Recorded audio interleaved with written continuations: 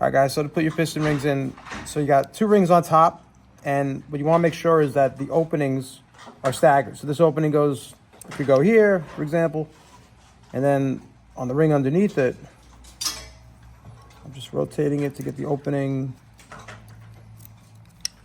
Where's the opening on the ring underneath it?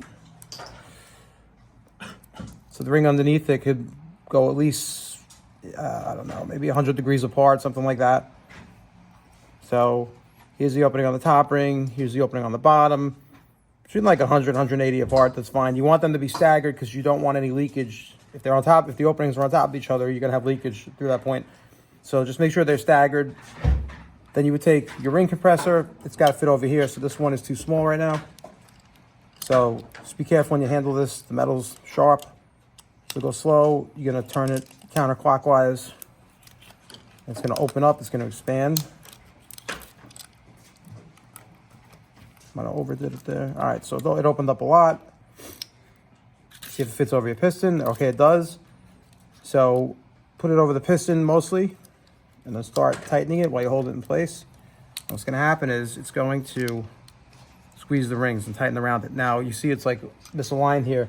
You might want to just on the napkin on the table, though, on the flat surface, push down just to kind of keep it aligned. This way it'll squeeze the rings uniformly. Make sure one more time you're tight. It'll stop when you really can't go anymore. Okay, so look at it. You can't really see much of the ring on the outside of the piston anymore. So this thing is squeezing the rings in. So now it's ready to put in. You have a mark on your piston. It's an arrow that's gonna face down. So that's the way. That's the orientation the piston goes in. You might want to kind of stand the motor up. You want to make sure that your crankshaft is down, so the journal's on the bottom, so this way the piston, this part of the connecting rod won't smack into it and damage it.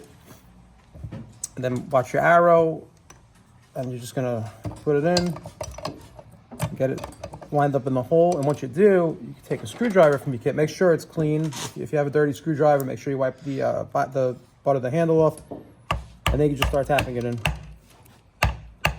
I'm holding the ring compressor down because what'll happen is the rings get to the bottom, it'll pop the compressor up, and then they'll pop out on top of the cylinder. Then you'll have to reload it and do the whole thing all over again. So just tapping it in more or less gently. Someone should be guiding this to make sure that as the connecting rod comes down towards the crankshaft, that it's not misaligned or it's not going to take a bite out of the crankshaft. It's right here right now, so we still got a ways to go. So just take care when you do that, and then just keep tapping it. Piston is in. All right, and then at that point, here's your connecting rod. We're still far away from the crankshaft journal. At this point, you don't have to tap anymore. You can pretty much use your thumb or just push on it with your fingers. You're gonna guide the bottom of you're gonna hold out the bottom of the connecting rod with one hand to make sure that it's coming down straight over the crankshaft, and then you just push it down like that. Now the connecting rod's seated on the crankshaft. Now you're ready to put your rod cap on.